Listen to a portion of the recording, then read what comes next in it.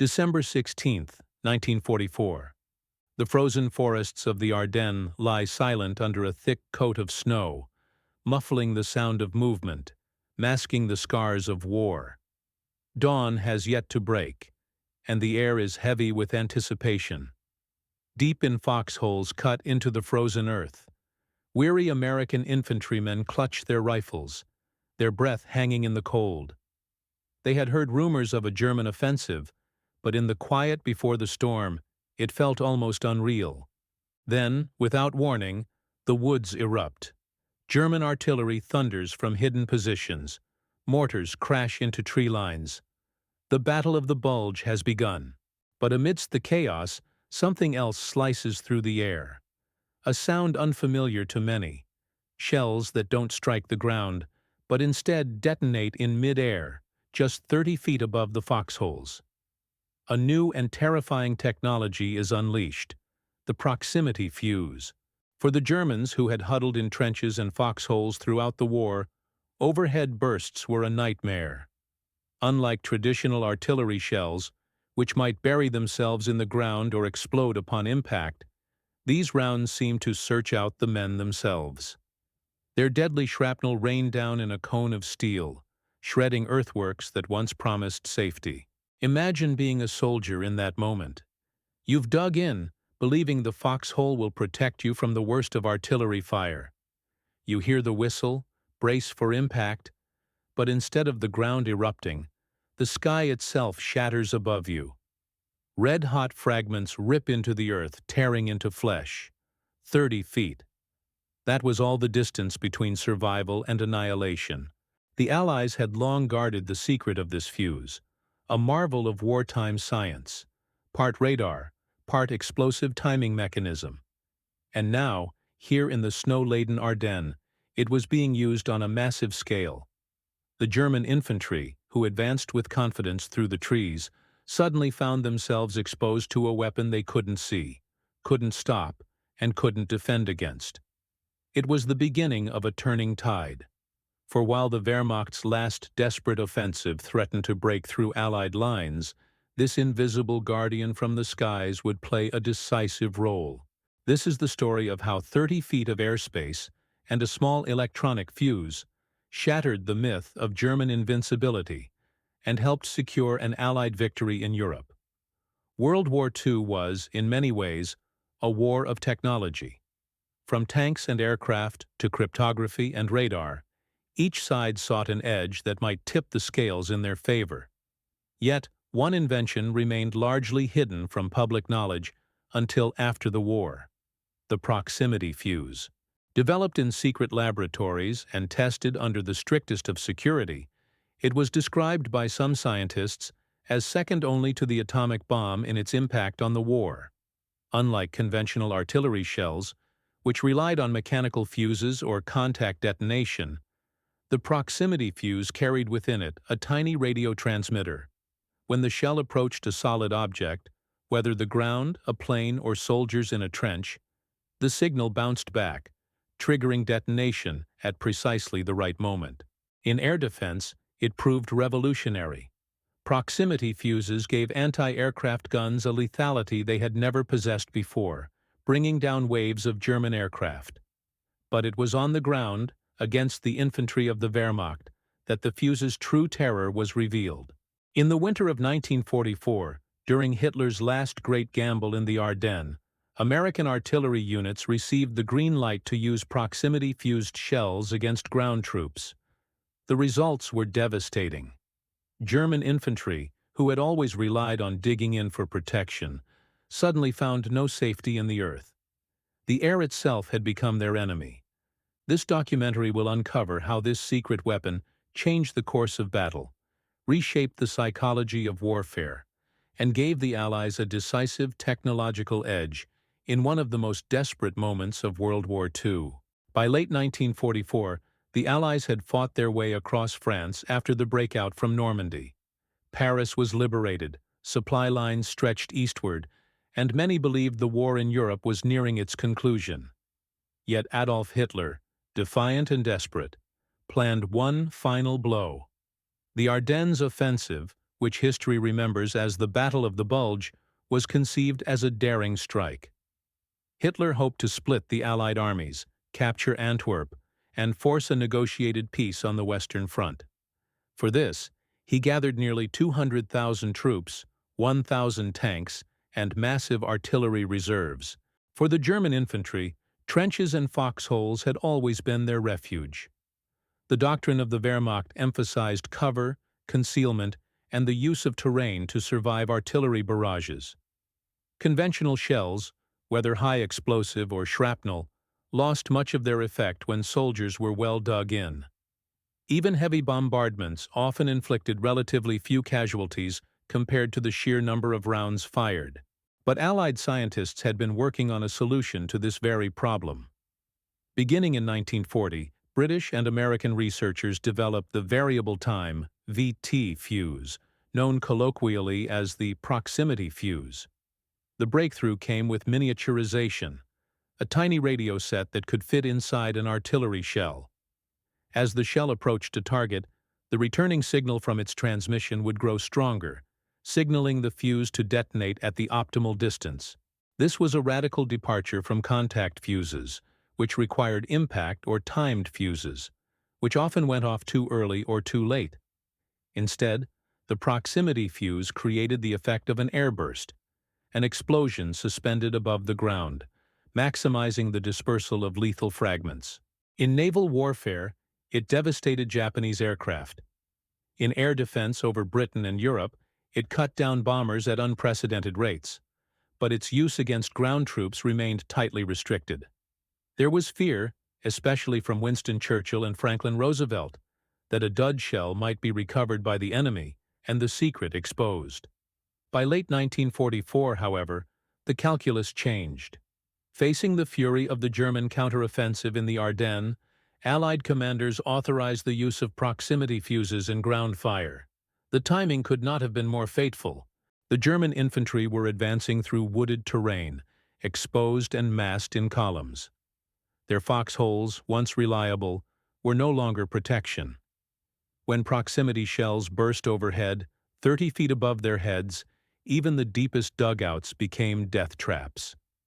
December 19, 1944. The German advance was in full swing. Armored columns rumbled through villages, infantry pressed through snow-draped forests, and artillery fire shattered the frozen stillness of the Ardennes. For the American soldiers, many of them green replacements, rushed to the front lines. The situation looked grim. Entire divisions were being pushed back. Supply lines were disrupted. The weather, cold, gray, and bitter, ground Allied air power to a halt. In those early days, the German infantry had momentum. Their doctrine was simple: push hard, dig fast, and use the terrain to blunt Allied counterattacks. And as always, the foxhole was their first line of survival. German soldiers had become masters of earthworks. With a shovel and a few hours, they could vanish into the ground, shielded from bullets, and even from conventional artillery. For centuries, armies had relied on the earth itself as protection. But in December 1944, in the Ardennes, the rules changed. The Americans had been given the green light. The proximity fuse could be used against ground troops. For artillerymen of the U.S. Army, this was the unveiling of a weapon they had trained with, but had never before fired against an enemy in the field. The shells looked like any other: olive drab, metal casings stacked by the dozens beside their howitzers. But inside, they carried a secret. On the morning of December 19th, American artillery batteries along the Elsenborn Ridge prepared to fire. They were defending one of the most vital positions in the northern shoulder of the Bulge. The ridge offered high ground, commanding fields of fire across German approach routes. If it fell, the Germans could roll deeper into Belgium, threatening the key city of Liège. The men of the 2nd and 99th Infantry Divisions, backed by powerful artillery support, were ordered to hold at all costs. As German infantry probed forward through the trees, American spotters called in fire missions. Coordinates were relayed, guns were laid, and the first shells screamed skyward. Unlike previous bombardments, the Germans noticed something unusual. The rounds weren't always striking the ground. They exploded above them, suspended in mid-air, spraying hot shards of steel downward in every direction. Foxholes offered no escape. Shrapnel pierced through winter coats and steel helmets, cutting down entire squads in seconds. Soldiers who would have survived a ground burst, safely pressed against the earth, were now exposed to a rain of death from above. Survivors described the effect as if the very sky had turned against them. A German sergeant later recalled, "We thought we were safe, dug deep as we always had been. But then the shells burst in the air. It was as if the Americans had found a way to drop knives from heaven. No hole was deep enough. Men screamed, and then there was only silence." The results were staggering. At Elsenborn Ridge, U.S. artillery fired tens of thousands of rounds, many equipped with proximity fuses. German infantry units advancing in waves were shredded before they could even reach American lines. Accounts describe snowy fields littered with bodies, columns broken apart, and morale collapsing under the relentless bombardment. One American artillery officer wrote in his diary, "They kept coming, but we cut them down. We saw them bunching in the trees, and when our VT shells burst above them, they were gone. We had never seen anything like it. It was like swatting flies out of the air, only these were men." The fuse's impact was more than physical. It was psychological. The Germans were hardened soldiers, veterans of years of combat on the eastern and western fronts. They had endured shelling, tank assaults, and air bombardment. But this was different. Artillery, once predictable, had become almost supernatural. Every shell might burst above their heads, no matter how deep they dug. Foxholes, trenches, bunkers, none of it guaranteed safety anymore. Fear spread through the ranks, and yet the Americans kept firing. At Bastogne, the surrounded 101st Airborne Division was also supported by artillery using proximity fuses. Though the paratroopers famously held the town against overwhelming odds, much of their success was due to the artillery umbrella overhead. German units massing for assaults found themselves annihilated before they could even begin. It wasn't just infantry who felt the sting. German armored units, though better protected, depended on accompanying foot soldiers to scout, screen, and support their movements. Without infantry cover, tanks became vulnerable to American bazookas, mines, and anti-tank guns. Thus, the proximity fuse indirectly crippled German armor as well. Historians later noted that the introduction of the proximity fuse on the battlefield turned the Ardennes into a slaughterhouse for the Wehrmacht. One German division after another reported catastrophic losses, not just from direct engagements, but from relentless artillery fire. Commanders, desperate to push forward, ordered men into killing zones where the shells burst like thunderclaps overhead. By Christmas, the offensive that Hitler had banked his hopes upon was faltering. German soldiers, once the hunters of Europe, were now the hunted, caught in the open, chased from the sky by unseen hands of American science. But for the Americans firing those guns, it was not a detached act of science. It was visceral. Artillerymen described the ground trembling beneath them as their howitzers roared day and night. Some admitted a grim satisfaction in watching German attacks dissolve before their barrages. Others confessed a sense of horror at the destruction they unleashed. Private Jack Wilson, serving in an artillery crew, later recalled, "We knew the shells were special. We called them our Christmas presents for the Krauts. You could hear the difference in the bursts, see the difference in the results. I remember looking through binoculars one day after a mission, and where there had been a line of enemy troops, there was nothing. Just pieces of them, strewn in the snow. It wasn't war anymore. It was slaughter. And yet this slaughter was what saved lives. Without the proximity fuse, the Battle of the Bulge might have unfolded differently. American infantry, often outnumbered and pressed to the breaking point, would have faced overwhelming odds without the invisible shield of their artillery. With it, They not only blunted the German spearhead but bought time for reinforcements to arrive. By early January 1945, the tide had turned. The Germans, bleeding men and materiel, began their retreat. American and British forces counterattacked, and the Bulge was slowly erased from the map. While many factors contributed to the Allied victory, resilience of infantry, the arrival of clear skies for air power, and German logistical failures, the role of proximity-fused artillery was undeniable. 30 feet of air. That was the margin. 30 feet between survival and death, between hope and despair, between the illusion of protection and the reality of annihilation. For the German infantry who faced it, the memory of those bursts above their foxholes would never fade. For the Americans who fired them, it was a weapon both feared and respected, one that left an indelible mark on the final chapters of World War II. The crucial turning point of the Ardennes offensive did not arrive with a single decisive battle, but with the slow grinding down of German strength. By late December, Hitler's forces had pushed deep into Belgium, creating the bulge that gave the battle its name. Yet their spearhead was blunted, not by overwhelming Allied numbers, but by the stubborn resistance on the northern and southern shoulders, and by the merciless rain of proximity-fused artillery. At Elsenborn Ridge, the German 6th Panzer Army, once the pride of Hitler's Waffen-SS, could not break through. Each attack was shattered before it could reach American lines. In the south, at Bastogne, German divisions hurled themselves against the surrounded 101st Airborne, only to be cut down by American guns firing VT shells from miles away. The fuse had turned static defense into active slaughter.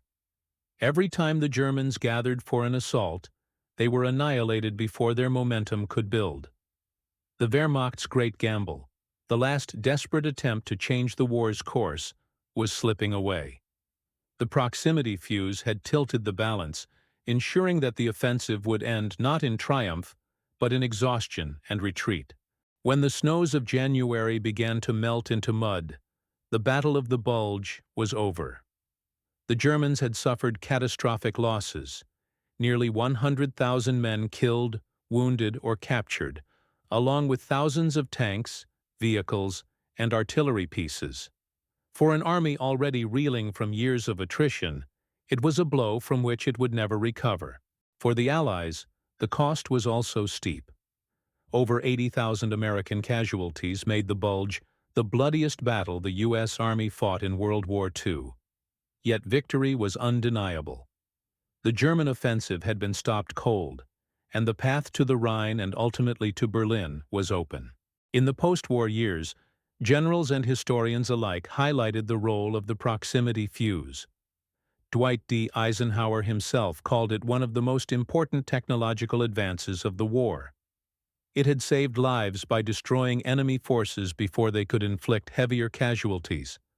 For the German infantry who faced it, however, it was remembered as a weapon of terror, one that stripped away the last comfort of the foxhole, leaving them naked beneath the sky. The story of the proximity fuse is more than just a tale of science and warfare. It is a reminder of how technology reshapes the battlefield. For centuries, soldiers trusted in trenches, ditches, and earthworks to shield them. In the Ardennes, that trust was broken. 30 feet of airspace rendered their protection meaningless. But it also reflects the strange paradox of modern war. The closer science brings us to annihilation, the more it also shortens the struggle. By devastating the German advance, the fuse helped bring World War II closer to its end. It spared countless American and Allied soldiers from death in frozen forests, though at a terrible cost to those who faced its fury. In that balance lies the moral weight of progress. Salvation for some, destruction for others. Two sides of the same coin of war. The Ardennes offensive was Hitler's last gamble, a desperate throw of the dice meant to change history. But against the courage of Allied soldiers and the silent power of scientific innovation, it failed. The proximity fuse, detonating shells 30 feet above the ground, tore away the illusion of safety, and shattered the German advance. Today, the Battle of the Bulge is remembered for its bitter cold, its desperate fighting, and its human cost. Yet it also stands as a testament to how one invention, hidden within an artillery shell, could alter the fate of nations. History is not only written in battles won or lost, but in the unseen technologies that shaped them. And in that winter of 1944, a fuse no larger than a fist helped decide the course of the war. If you've enjoyed this documentary, subscribe for more untold stories of history brought to life.